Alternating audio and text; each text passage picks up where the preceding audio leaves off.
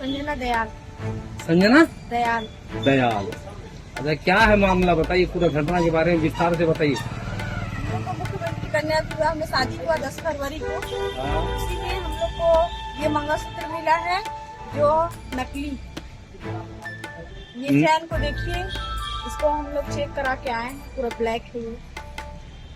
अच्छा, ये महिला बाल विकास से आप लोगों को दिया गया था, तो कैसे पता चला कि आप लोगों को ये नकली है? हम लोग ना पहन रहे थे तो एक काला हो जाता, तो हम लोग सोचे इसको चेक करा लेते। अच्छा, हाँ। तो ये कहाँ से आप लोगों को मिला था, फिर से एक बार बताइए। मुख्यमंत्री कन्या विवाह हुआ तो वहीं से मिला है। क्या तो कहाँ विवाह हुआ था आप लोगों का? जनवरी डांग जनवरी जाने का पूरा मामला। आप लोगों का नाम, आप लोग सब अपना नाम आप बताइए, अपना नाम है? नीता। और आपका?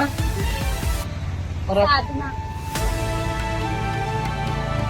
उस दिन कितने जोड़ों का विवाह हुआ था? 189 जोड़ा का विवाह।